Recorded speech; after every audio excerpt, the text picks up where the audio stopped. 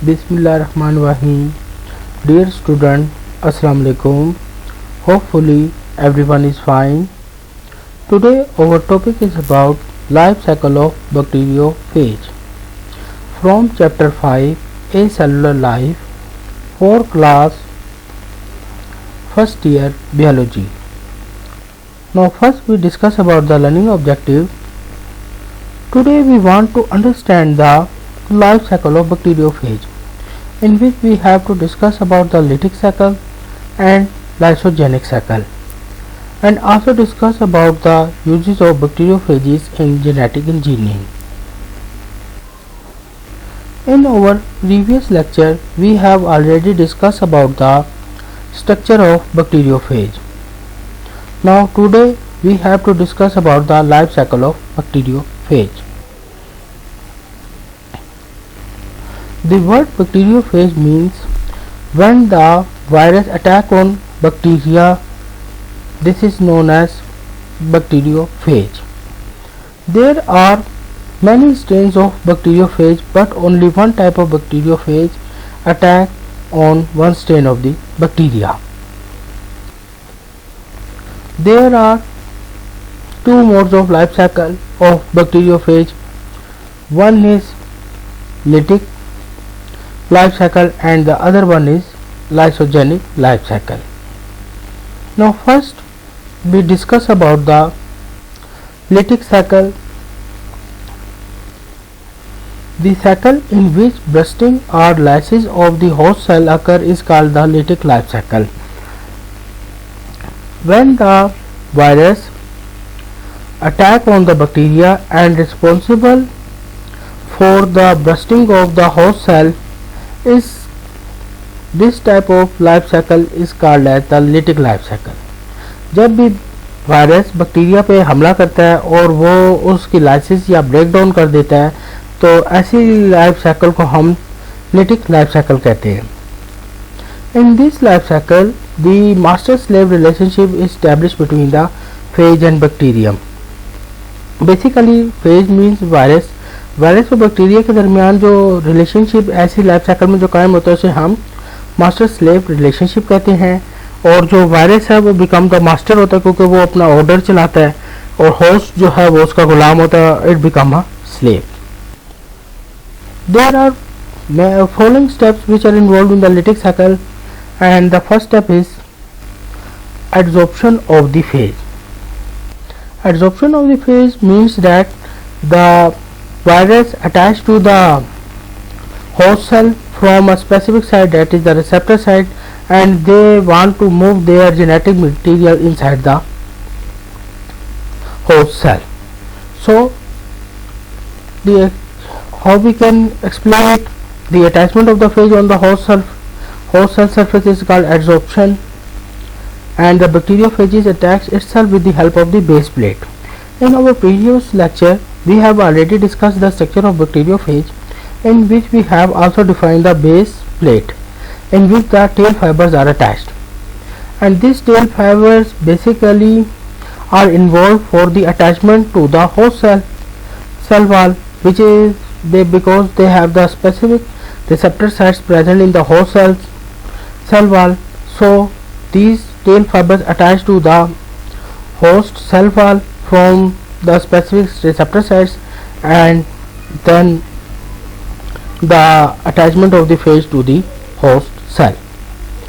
Further, when these viruses or phages land on the receptor site with the help of the tail fiber, then this attachment is formed by the tail pin, and which penetrates the host cell wall. This means that this tail fiber firmly attached to the host cell, and on the end of the phage base plate there is a tail pin which is responsible to penetrate into the host cell wall and makes a hole for the next step. That's why it can easily insert its genome into the host cell. Now when the attachment of the phage to the host cell, this step is called the absorption of the phage. Now we move to the second step, that is the injection of the nucleic acid. Now in this step, the tail fiber have the special enzyme called the lysozyme, which are responsible to digest the cell wall and make a hole in it. When this hole is created, then the genomic material, that is the DNA, is pressed into the host cell from the protein tube, that is a hollow tube which is called the sheet, and move into the host cell. And this protein tube, which have already discussed in our previous lecture. Now when this genomic material of the virus moves inside the host cell, then this step is called the injection of the nucleic acid. Now the another step is called, that is the replication and protein synthesis. Now this DNA become the part of the host cell and it attacks on the host machinery, that is the biosynthetic machinery which is responsible for the replication. And when it becomes the part of the or control the host biosynthetic machinery, then it is responsible for the replication and makes its own DNA. And when they make its own DNA, then they are also responsible for the transcription and translation, and it makes a large number of copies of proteins which is responsible for making their other necessary components, that is viral protein, which at last assemble together and responsible to form the viral particles. जब आपके पास host cells के अंदर bacteriophage का DNA जो है insert हो जाता है, तो they are captured the host biosynthetic machinery, और वो क्या करेगा, जो बायोसिंथेटिक मशीनरी है वो उस पर कैप्चर कर लेगा, and they are responsible to self replicating, और वो जो है जो फेज जो है वो अपने डीएनए को रेप्लिकेट करेगा, मतलब वो उसकी बायोसिंथेटिक मशीनरी को इस्तेमाल करके अपने डीएनए के पार्टिकल्स को बनाएगा।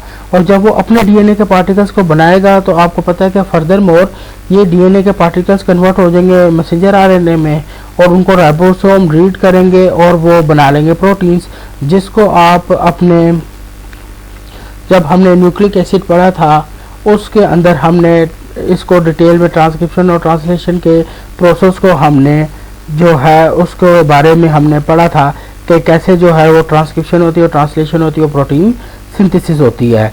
तो बेसिकली क्या होता है कि सबसे पहले वो जब रेप्लिकेटिंग करेगा, रेप्लिकेटिंग का मतलब है कि वो अपने डीएनए पार्टिकल्स बना लेगा, और जब वो फेज अपने डीएनए पार्टिकल्स बना लेगा, then they are responsible for making their proteins. तो उससे क्या हो कि वो जो डीएनए के पार्टिकल्स हैं उन वो जो है बायोसिंथेटिक मशीनरी का इस्तेमाल करके मैसेंजर आरएनए बनाएंगे, और उसकी मदद से जो है वायरल प्रोटीन्स बनेंगी, और अल्टीमेटली जब असेंबली हो जाएगी तो उससे वायरल पार्टिकल्स बन जाएंगे, और एंड में जो है वो होस्ट सेल से लीव कर जाएंगे, और इस तरह जो है ये वायरल जो साइकिल है वो कंप्लीट हो जाती है।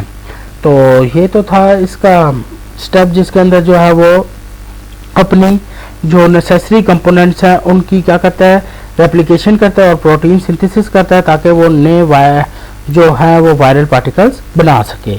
फर्दर मोर अब क्या होगा, assembly and maturation. Assembly and maturation में क्या मतलब है कि जो प्रोटीन सिंथेसिस हुई है उससे हेड एंड टेल जो है वो फॉर्मेशन होगी, और ईच हेड में जो डीएनए पार्टिकल है वो जो है पैक्ड हो जाएगा, और टेल्स जो है ये हेड के साथ क्या करेंगी, ज्वाइन हो जाएंगी, और large number of the mature phases या मैच्योर वायरस पार्टिकल्स प्रोड्यूस होंगे, जिसके नतीजे में क्या साइकिल मुकम्मल हो जाएगी, और एंड पे क्या होगा, release of the phase particle. जो अब ये मैच्योर हो जाएंगे तो वो क्या करेंगे, सेल से जो ये पार्टिकल्स हैं ये जो होस्ट सेल्स है वो फिल्ड अप हो जाएगा किससे, फेज पार्टिकल से, और प्रेशर एक्सर्ट होगा on the host cell wall. As a result cell wall burst and cell is lysis, मतलब सेल की वाल जो है वो ब्रस्ट कर जाएगी, ब्रेक डाउन हो जाएगी, और large number of the mature phages जो है वो रिलीज हो जाएंगे, and each are ready to attack a new host. और जो उनमें से जितने भी ईच वायरस पार्टिकल्स हैं वो जो है रेडी है कि वो किसी और जो है वो बैक्टीरिया को इन्फेक्शन काज कर सकते हैं। तो ऐसी साइकिल जो इसके अंदर जो रैप्चर हो जाती है होस्ट सेल की जो है उसकी सेल वॉल रैप्चर हो जाती है, ऐसी हम साइकिल को क्या बोलते हैं, लाइफ साइकिल को आप लिटिक साइकिल कहते हैं। और इसको सम टाइम जो है इसको हम क्या कहते हैं, मास्टर स्लेव रिलेशनशिप।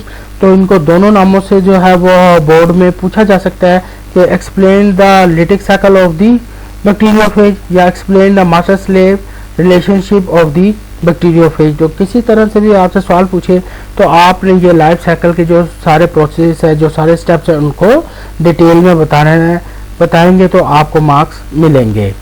और ये आपका अक्सर जो है वो लॉन्ग क्वेश्चन का पार्ट भी आ जाता है, तो ये लॉन्ग क्वेश्चन में अक्सर क्वेश्चन जो है वो पूछा जाता है।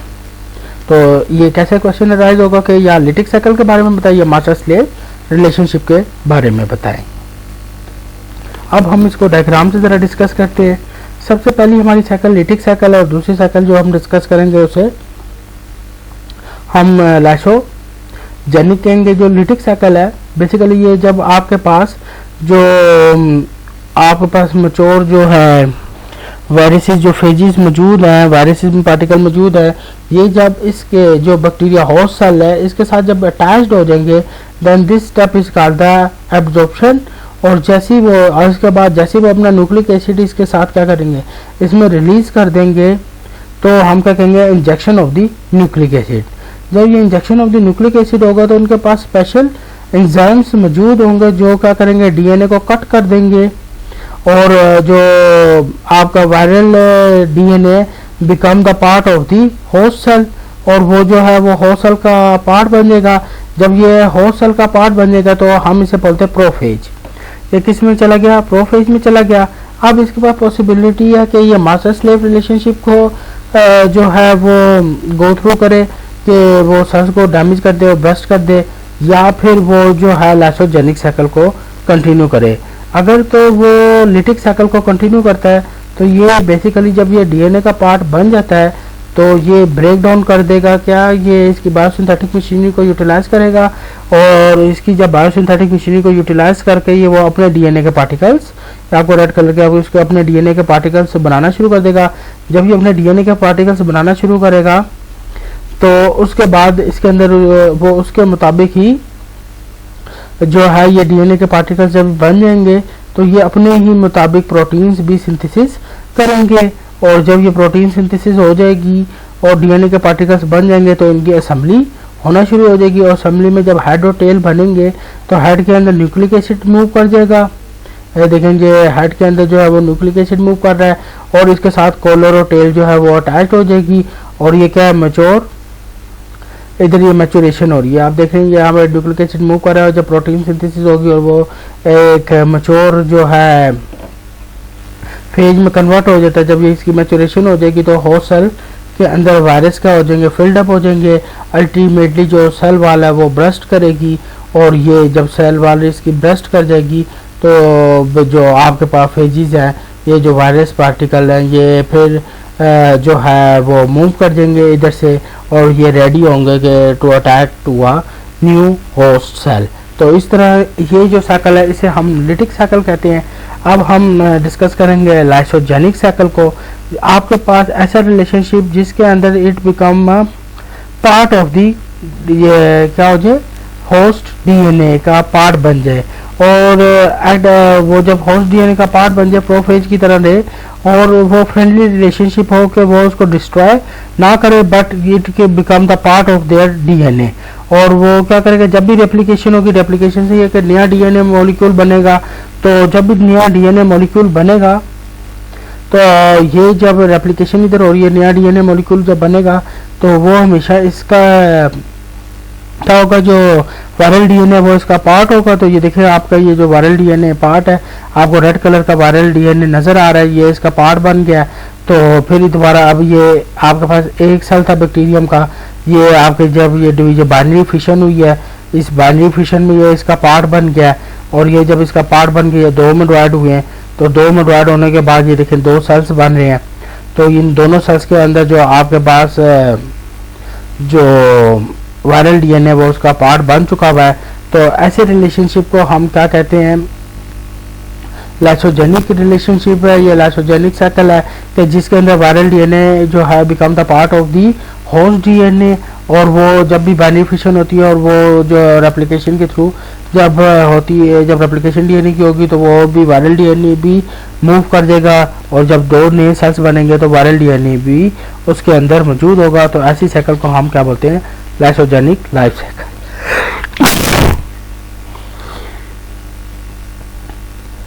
तो ये तो थी लाइसोजेनिक लाइफ साइकिल के बारे में।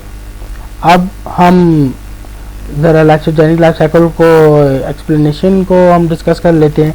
इस साइकिल में क्या होता है कि host cell is not destroyed and host guest relationship. तो इसका दूसरा नाम क्या है? होस्ट गेस्ट रिलेशनशिप के जो है जिसके अंदर जो होस्ट है वो बैक्टीरिया और गेस्ट जो होता है वो वायरस पार्टिकल्स होते हैं, और जिसमें बैक्टीरिया के अंदर जो है आपके पास जो वायरस का डीएनए है वो इनकॉर्पोरेट कर जाता है और वो उधर उसको नुकसान नहीं पहुंचाएगा। फर्दरमोर क्या होता है, जब डीएनए होस्ट सेल का पार्ट बन जाएगा तो it become act as a prophage, वो प्रोफेज के बन जाएगा। उसको क्या है, उसको लिटिक साइकिल में नहीं कन्वर्ट करेगा बल्कि उसका पार्ट ही बना रहेगा। तो ऐसे स्टेज को या ऐसे जब आपका डीएनए जो है जो वायरल डीएनए है वो होस्ट सेल का पार्ट बन जाए तो ऐसे कंडीशन में और वो उसको नुकसान ना दे तो उस कंडीशन को हम प्रोफेज कहेंगे, या ऐसे वायरस पार्टिकल को हम प्रोफेज कहेंगे। Such condition of a bacterial cell having the phage DNA integrated and this cycle is called as a lysogenic cycle। और जो आपके पास जब इसमें बैक्टीरिया के जो डीएनए मटेरियल है वो वायरल डीएनए के साथ इनकॉर्पोरेट हो गया है और वो जो नुकसान नहीं पहुंचा रहा है, और ऐसी लाइफ साइकिल को हम लाइसोजेनिक लाइफ साइकिल कहेंगे। तो फर्दर मोर जो है कि कभी कभार क्या होता है कि atmospheric and passes its DNA to each daughter cell of the bacteria without any harm. और आपको पता है कि ज़ाहिर बात है कि बैक्टीरिया जो है वो रिप्रोड्यूस करता है, तो ज़ाहिर बात है कि वो जब उसके अंदर बेनिफिशियल होगी तो वो जब डॉटर सेल्स की फॉर्मेशन होगी तो आपके पास जो वायरल डीएनए है वो भी बैक्टीरिया के अंदर जो है डॉटर सेल्स में मूव करेगा, और उसको हम क्या कहते हैं? लाइसोजेनिक लाइफ साइकिल कहते हैं। ईच डॉटर सेल के साथ जो डीएनए मटेरियल मूव कर रहा है उसके साथ वायरल डीएनए भी मूव कर रहा है, जिसको हम क्या कहेंगे? Lysogenic life cycle. और इसके बाद क्या होता है, कभी कभार ऐसा हो कि यूवी रेडिएशन होगी या डीएनए होस्ट सेल का डीएनए अगर डैमेज हो जाता है तो जो वायरस का डीएनए है वो क्या करता है? फेज जो अपने डीएनए को रिमूव कर लेगा और इट बिकम विरुलेंट, और वो क्या हो जाएगा? डेंजरस हो जाएगा, विरुलेंट हो जाएगा, और it start the lytic cycle. जब और वो अपनी जो लिटिक साइकिल है उसको स्टार्ट कर देगा, then this condition is called induction. और ये बात याद रखें कि लाइसोजेनिक जब वो लिटिक साइकिल में कन्वर्ट होती है तो उस कंडीशन को हम क्या कहते हैं? इंडक्शन कहते हैं। वो किसी भी वजह से हो सकती है, ड्यू टू यूवी रेडिएशन भी हो सकती है कि होस्ट सेल का या डीएनए भी डैमेज अगर हो रहा है तो उसकी वजह से फेज अपने आप को रिमूव करके जो है वो लाइसोजेनिक से लिटिक साइकिल में कन्वर्ट हो जाता है, जिस कंडीशन को हम इंडक्शन कहेंगे। तो ये तो था आपका लाइफ साइकिल ऑफ बैक्टीरियोफेज के बारे में कि बैक्टीरियोफेज में लाइफ साइकिल कैसे एग्जिस्ट करती है। तो ये दो फॉर्म में ये लाइफ साइकिल इसमें एग्जिस्ट करती है, एक को हम लिटिक साइकिल कहते हैं, एक को हम जो है वो लाइसोजेनिक साइकिल कहते हैं। जो और इसको कैसे सवाल अब इसमें पूछे जा सकते हैं, तो आपने ये बात याद रखनी है कि जो लिटिक साइकिल है वो ज़ाहिर बात है ब्रस्ट का या लाइसिस का है, that's why it is the virulent phase, virulent cycle है। तो ये अगर आपसे पूछ लिया जाए कि virulent form of life cycle लिखे हैं बैक्टीरियोफेज की, तो वो आपके पास लिटिक साइकिल है, या master slave relationship about the bacteriophage वो भी आपके पास लिटिक साइकिल है। इसी तरह अगर आपसे कोई क्वेश्चन आ जाता है कि जो है लाइसोजेनिक लाइफ साइकिल के बारे में, तो लाइसोजेनिक लाइफ साइकिल को वो होस्ट गेस्ट रिलेशनशिप भी हम कह सकते हैं, नॉन विरुलेंट साइकिल भी हम कह सकते हैं। तो ये बात आपने याद रखनी है। अगर वो खाली इंडक्शन के बारे में पूछ ले तो इंडक्शन का मतलब ये होता है कि ये जो आपके पास जिसके अंदर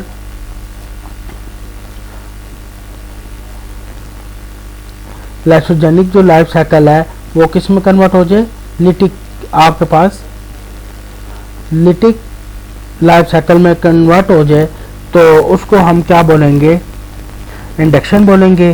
तो और ऐसी ये डेफिनेशन पूछी जा सकती है कि what do you know about induction. तो आपको इंडक्शन के बारे में पता होना चाहिए कि जब लिटिक लाइफ साइकिल जो है वो किस में जो लाइसोजेनिक लाइफ साइकिल है वो कन्वर्ट हो जाती है किस में, इंडक्शन वो किस में, लिटिक लाइफ साइकिल में कन्वर्ट हो जाती है due to any harmful aspects के हिसाब से कि due to radiation, UV radiation या हॉट सेल डीएनए डैमेज हो रहा है, तो उसकी वजह से वो जो है आपकी साइकिल जो है लिटिक साइकिल जो है वो लाइसोजेनिक साइकिल जो है वो लिटिक साइकिल में कन्वर्ट हो रही है, इसे हम इंडक्शन कहेंगे। तो ये तो था life cycle about the bacteriophage के बारे में। अब हम इसके अगर यूजेस को डिस्कस करें तो ये सबसे पहले तो वेक्टर के तौर पे हम इसको यूज़ कर सकते हैं कि हम जीन ऑफ इंटरेस्ट को इसके अंदर इंसर्ट कर दें तो वो बैक्टीरिया में वो मूव कर देगा और वो जो जीन ऑफ इंटरेस्ट है फेज जब अटैक करेगा बैक्टीरिया में तो वो उसके डीएनए का पार्ट बन जाएगा।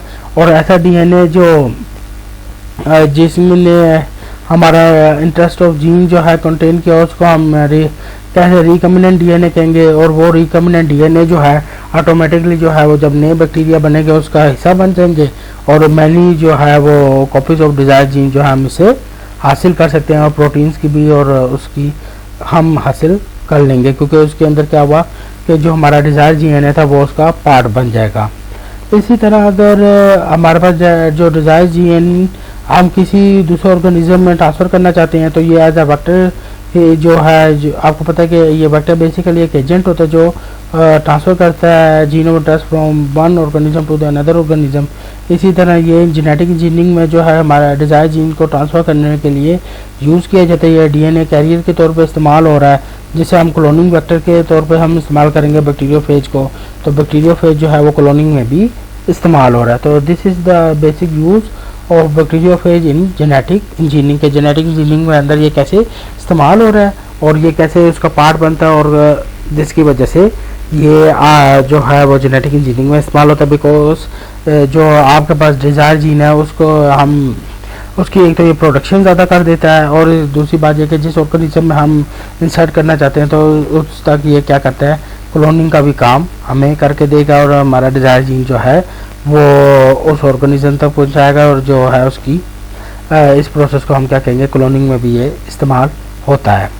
तो इस तरह का हम ये कह सकते हैं कि ये जो बैक्टीरियोफेज है वो हम जेनेटिक इंजीनियरिंग में इस्तेमाल कर सकते हैं। तो ये तो यूजेस थे बैक्टीरियोफेज के जो जेनेटिक इंजीनियरिंग में इस्तेमाल हो रहे हैं। तो आज तो हमने लाइफ साइकिल ऑफ बैक्टीरियोफेज और उसके यूजेस को के बारे में पढ़ा है। तो नेक्स्ट टाइम जो है हम HIV की लाइफ साइकिल को डिस्कस करेंगे। Thank you.